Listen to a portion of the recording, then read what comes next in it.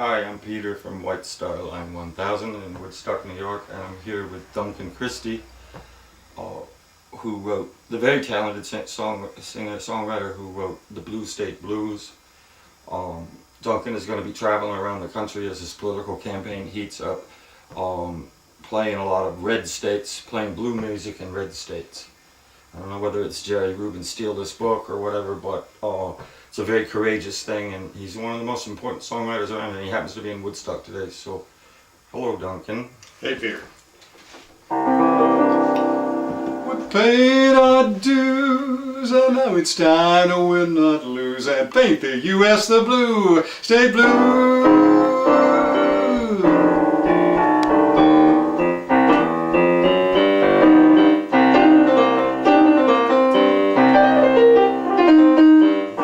Into the disunited states, it seems like there are colorful debates. We paid our dues, and now it's time to win, not lose, and paint the U.S. the blue, state blue. There's nothing like the smell of fresh new coats, trying to go along with millions of our votes. And now it's time to win, not lose, and paint the U.S. the blue, state blue. Red and white, black and brown, let's all take the bus downtown. Go gay, go straight, we're all about loving and we're not about hate. Reds, whites, and blues, and a woman's right to choose. That's a rainbow with a big pot of get up and go. Worshipping creators is just fine. Just don't try intelligent design. We paid our dues, and now it's time to win, not lose, and paint the U.S. the blue, state blue. Red, white, black, and brown, let's all take the bus downtown. Go gay, go straight, we're all about loving and we're not about hate. Reds, whites, and the blues, and a woman's right to choose. That's a rainbow with a big pot of get up and go. Now we need a hue to be United States, something cool that really decorates. It's time to win, not lose, and paint the U.S. the blue, and paint the U.S. the blue, and paint the U.S. the blue, state blue.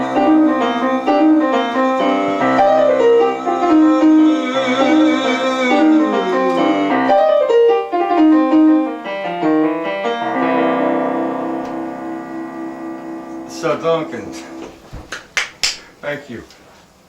That's you basically wrote a song cycle called the Blue State Blues, and that arcs from a dark side to a bright side, and the Blue State Blues is the song that's kind of the umbrella under which it's all carried.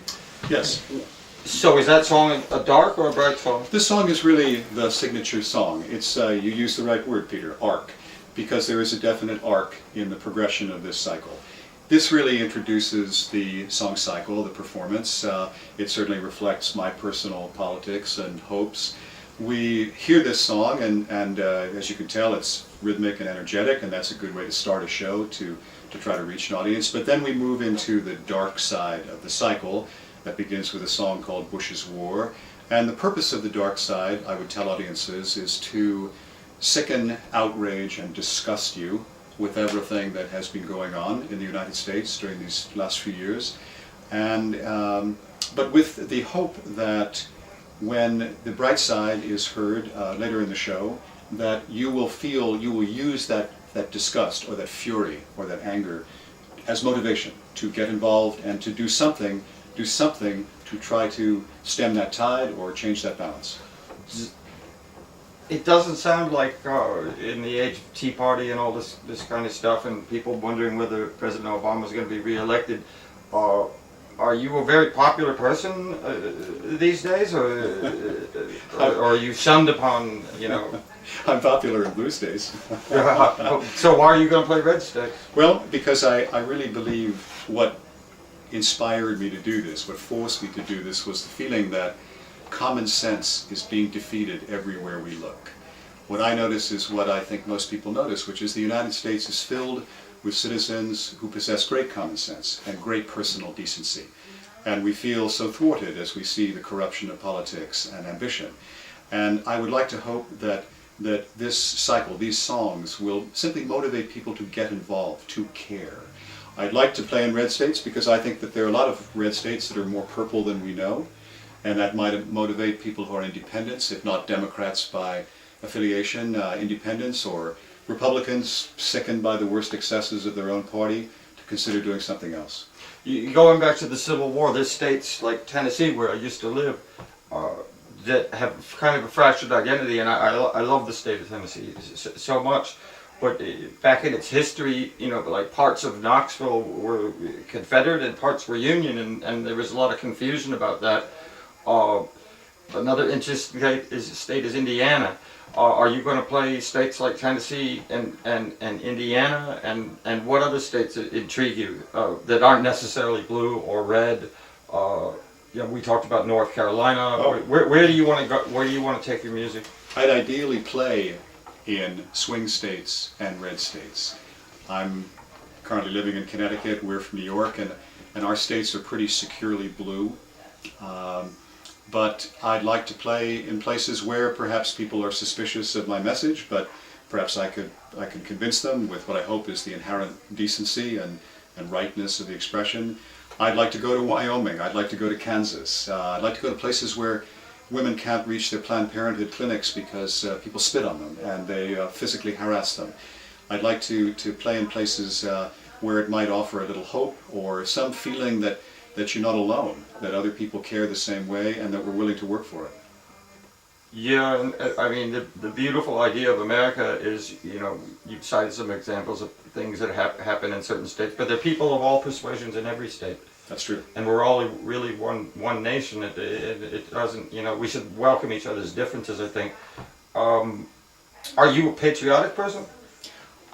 Absolutely, but it's a rather loaded term, because my notion of patriotism might be repugnant to a conservative Republican who sees it only as some kind of thoughtless affirmation of a military power. I think patriotism is something that we should define by looking at our founding fathers and seeing how they were patriots, seeing how they truly risked their lives and souls to stand in affirmation of First Amendment rights, to stand in affirmation of religious tolerance. That to me is patriotism. The founding fathers, we talked about, I was talking about Adams, but is it Madison is the one you're Madison, interested in? What can you talk about Madison? Gladly. His wife actually referred to him as the Great Little Madison, because he was a very diminutive and somewhat sickly figure through much of his life, but I firmly believe that after Washington, who truly held the country, the Republic and the country together, it's Madison who actually contributes the most. He's at everything. He's at every convention, every confederation. He gives us the greatest notes from the Constitutional Convention. He's the greatest machinator of politics and political policy, constitutional conventions through elections. I mean, he was a giant among giants. There's Hamilton, there's Jefferson, there's Adams of several different names. But if you look carefully, it's really Madison who is the one writing many of the Federalist Papers with Hamilton, warning us about the perils of endless warfare, which are all too real after a decade of endless warfare. I think, I guess it was Paul Giamatti played Adams in the television miniseries. Who just off the top of your head, is it anyone you think would be right to play Madison? You know, it's a great question.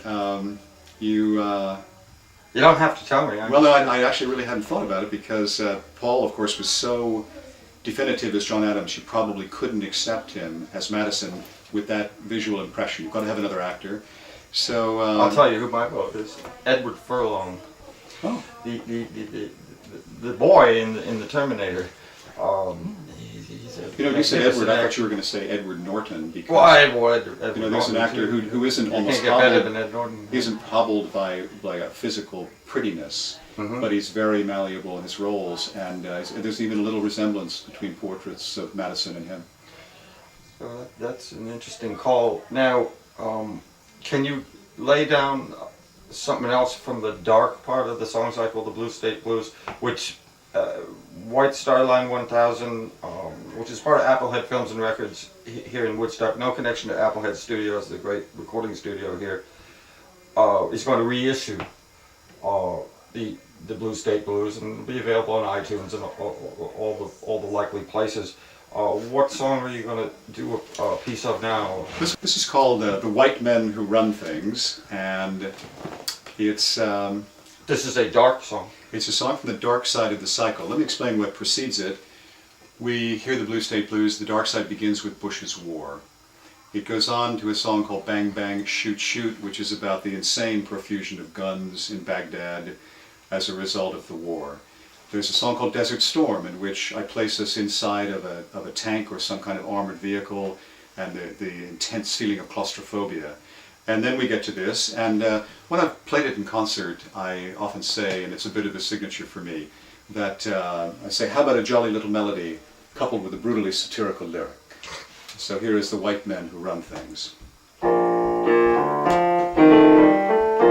The white men who run things don't want you to know too much about the way that things really go. Too much information or you would be so righteously pissed you'd make us desist, give up our show. The white men who run things don't want you to know. If there's one thing that powerful white men adore, that is a lucrative theater of war, which justifies anything, justifies more. Insane expense and macho events from mad presidents, the white men who run things are hollering for. And if we have to squeeze your civil liberties or your privacy, we are undermining. All they cause is turmoil, and you see, just like oil, they're in some need of refining, redesigning. And that's a fragment, Peter, of what I say, jolly little melody coupled with a brutally satirical lyric. Women love the song because to finally get a little payback with those overbearing white men who run things. Can you tell me about your background? Where did you grow up, and how did you end up like you are today? One of the twisting paths that most of us have followed. I grew up in New York City and schooled in the Northeast, but probably a pivotal event in my life is that 3 weeks after graduating from college, I was in the Bering Sea as a deckhand. I had worked some tugboat jobs previously in the 48 and had a chance to go to Alaska. And what I found there was that that you could really just start over if you wanted to. People didn't ascribe a lot of importance to a lot of the things that we do down here in the 48 and certainly in the Northeast.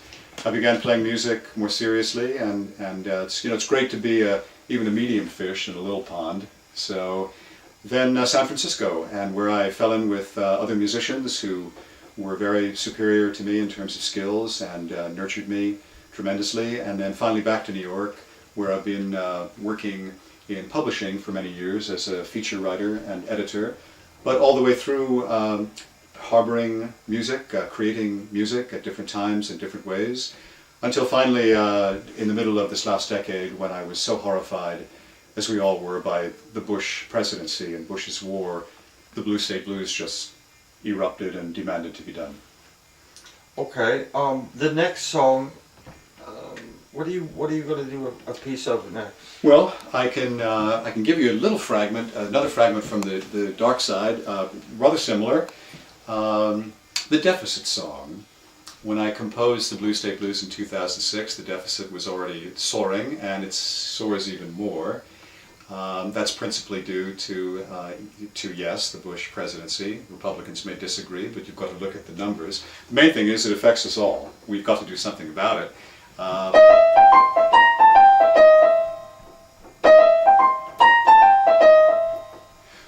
to be as rich as old King Croesus. We used to have a fortune in the bank. Now the U.S. bottom line's in pieces. Yeah, the U.S. checkbook's worse than blank.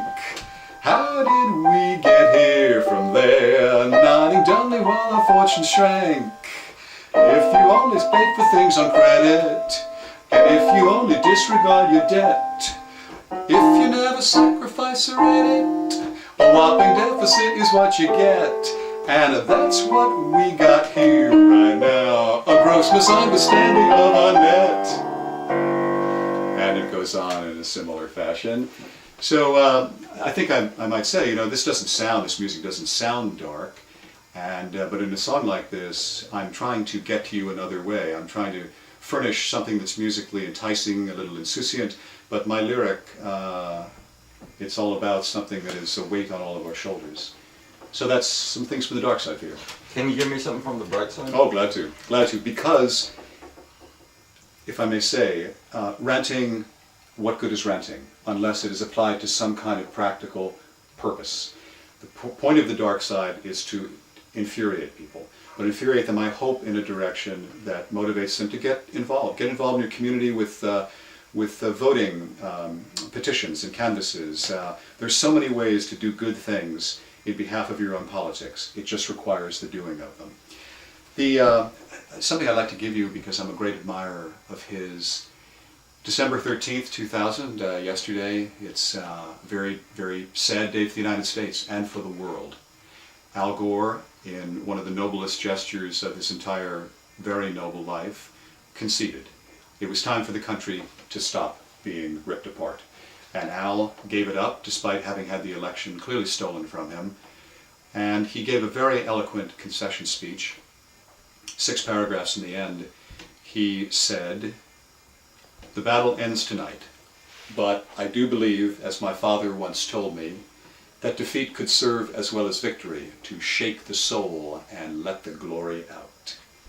That apparently is something of a phrase in the Gore family. I didn't know this at the time, but his own father's memoirs have the title, "Let the Glory Out." That's a phrase from a 19th century poet. But when I read it, it was just as if I had been plugged in, because we know what's happened. What might it have been like if Al had been president and not the other one? Let the glory out, let the glory out. It's time to be discovering just what it's all about. The voice of jubilation will tame the voice of doubt. So open up that voice box and let the glory out. When you are making music, when you are making love, when you are making verses about the skies above, when you are making goodness and putting shame to rout, you are making something to let the glory out. So let the glory out, let the glory out. It's time to be discovering just what it's all about. The voice of jubilation will tame the voice of doubt. So open up that voice box and let the glory out.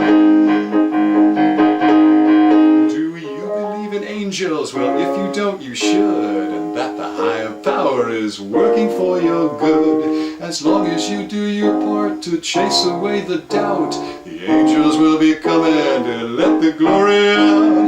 Let the glory out, let the glory out. It's time to be discovering just what it's all about. The voice of jubilation will tame the voice of doubt. So open up that voice box and let the glory out. When God made Sunday morning, he said, let's stay in bed and have pancakes and bacon and black coffee instead. Instead of more creating, let's stop and give a shout and celebrate what we've done to let the glory out. So let the glory out, let the glory out. It's time to be discovering just what it's all about. The voice of jubilation will tame the voice of doubt. So open up that voice box and let the glory out. There's so much that's right to place against the wrong. There's so much inspiration. Keep the spirit strong. The bright against the darkness will always be the bout that we need to keep winning. And let the glory out. So let the glory out. Let the glory out. It's time to be discovering just as to what it's all about. The voice of jubilation will tame the voice of doubt. So open up that voice box and let the glory out.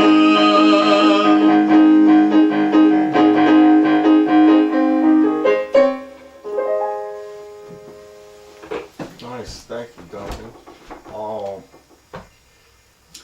And there's one more, if I may. Yeah, It's very nice to be in Woodstock and know that there is an audience here which thinks in a direction of common sense and decency. One of the reasons I know that is because I've had the good fortune to attend Memorial Day parades in communities just like this. And the very last song, I played the Blue State Blues at the end as a close. I say, this is my vehicle, this is what I can do to contribute, I hope. But the song I played before that, the last new song, is called Memorial Day, and it was written about one of the things that I consider the best of Americanness. Memorial Day parade in a small town in the United States where neighbors put aside their differences and just celebrate our bounty and our plenty and our love. That is the best of Americanness.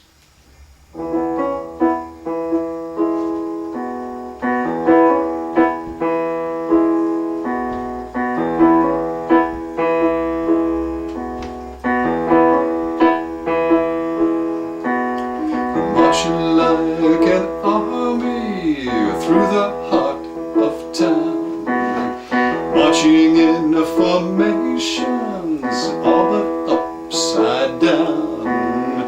Kids and dogs and babies and their parents all have old glory display.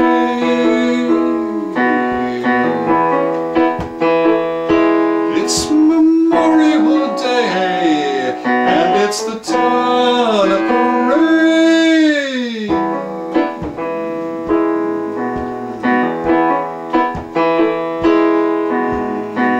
Here come the fire trucks, here come the floats, here come the veterans in their ancient coats, waving to the crowds lining the streets, cheering them on, proud of their suits.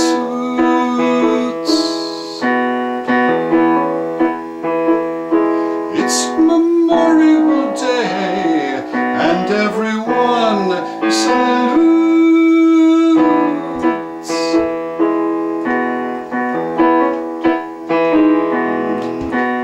Let freedom ring, let freedom sing, let freedom dance with the joy of this lovely day of spring. Let freedom shine and banish all our fears and dry away all of our tears.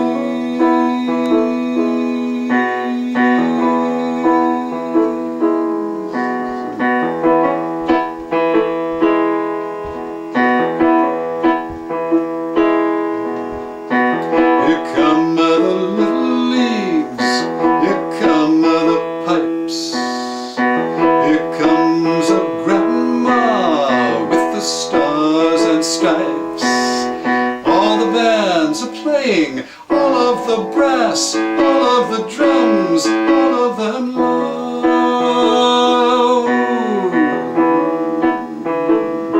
It's Memorial Day, and everyone's proud.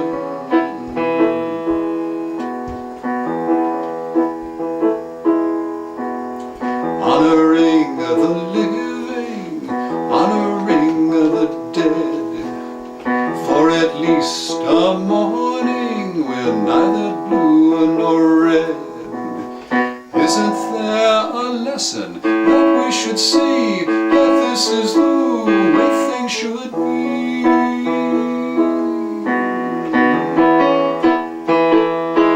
It's Memorial Day, and we're united and free.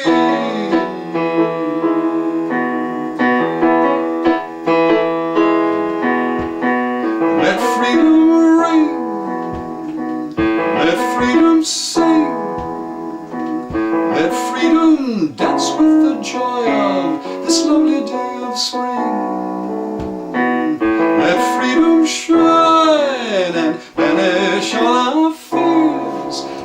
drive away all of our tears.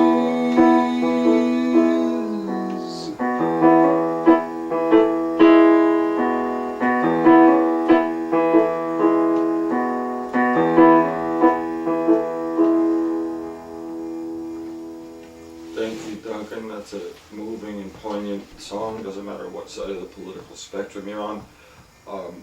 And I just wanted to say, here in Woodstock and in Kingston, I attended a wake last night for a very fine young man, police officer. His name is Travis, who tragically passed in an accident last Friday night. His father, Dave, is a very close friend of mine, and that song means a lot to me, hearing it the night after coming back from that wake and the day of Travis's funeral, and the procession line today, and the people waiting, thousands of people waiting to go in and pay their respects. It was really what America is all about, I think. And I thank you for stopping by while you're in Woodstock. And we look forward to your new album that you're working on now. It's based on a musical. You can tell us the name of that.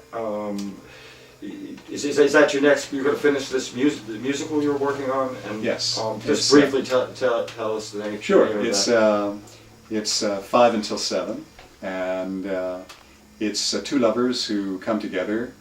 As we know, unfortunately, too much of modern life tends to get between lovers, and sometimes the only way to prevent that from happening is to, in effect, make a date, to be passionate. And so that's the premise. Quite a bit happens, as you'd guess, in this 2-hour interval, the way things can, and that's what I'm working on.